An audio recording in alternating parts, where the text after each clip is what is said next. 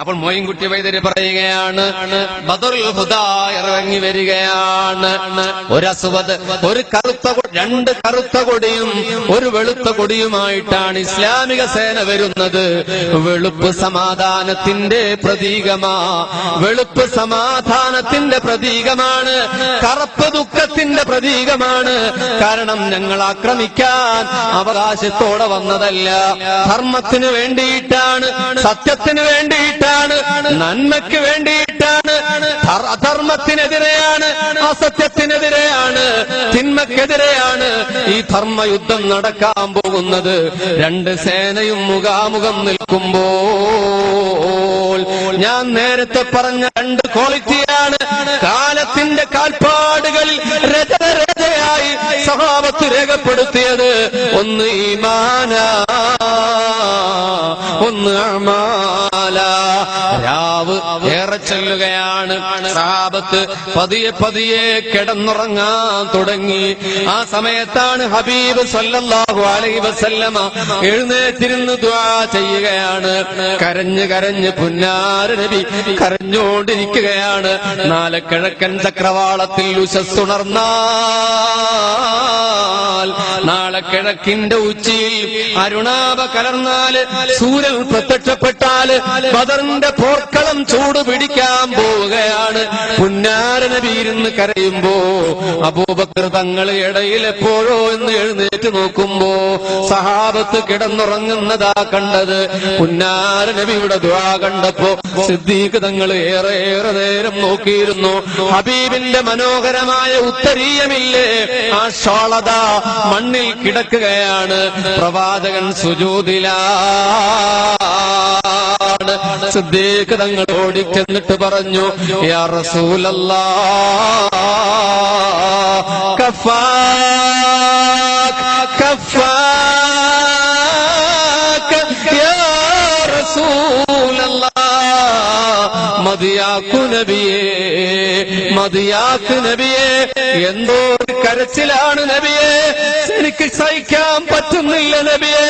അങ്ങേ റബ്ബ് വെറുതെ വിടില്ല നബിയേ, വെറും കൈയോടെ വിടില്ല നബിയേ. കരച്ചിലൊതുക്ക്.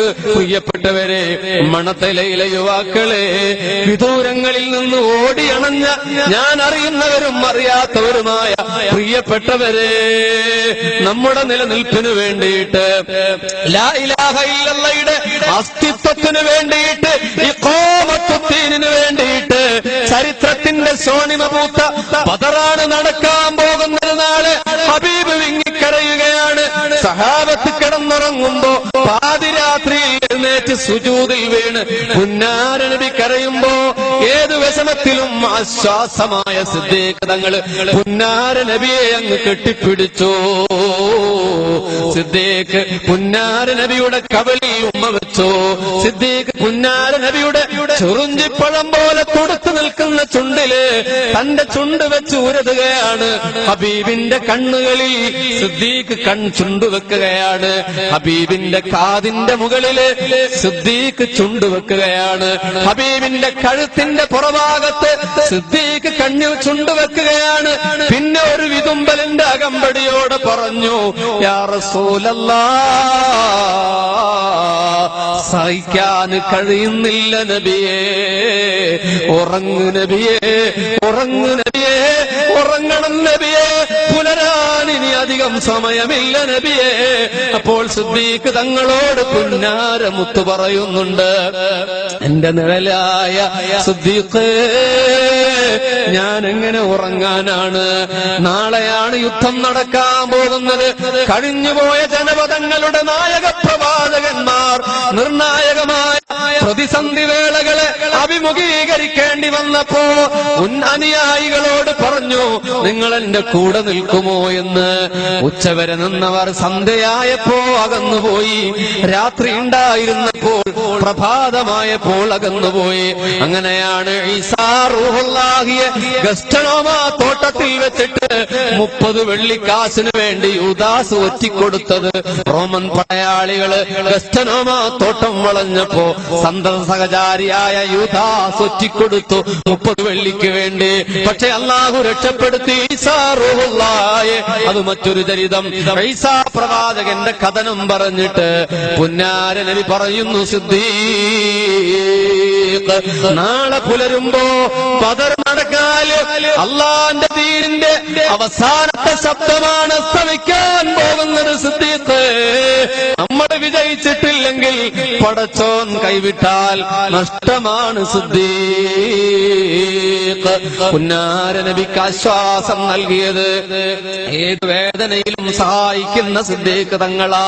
ഇന്ന് ബദറിന്റെ പടക്കളം കാണുമ്പോ എന്റെ നെഞ്ചോളം ഉയരമുള്ള ആ മതിലിന്റെ ഇപ്പുറം ചെന്ന് നോക്കുമ്പോ ഞാൻ ഓർക്കുന്നു, പല തവണ പ്രിയപ്പെട്ട ആളുകളുമായി അവിടെ പോയി നിന്നപ്പോ മനസ്സിരമ്പാൻ തുടങ്ങും, ചുണ്ടുവിരുമ്പാൻ തുടങ്ങും, കണ്ണ് നിറയാൻ തുടങ്ങും, ശരീരം വിറക്കാൻ തുടങ്ങും.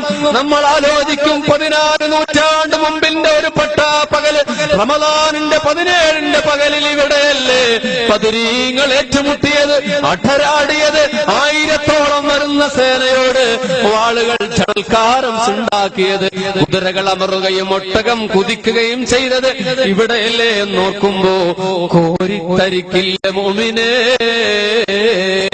അല്ലാഹു അവിടെ കാണാൻ നമുക്കെല്ലാവർക്കും തൗഫീഖ് നൽകുമാറാകട്ടെ.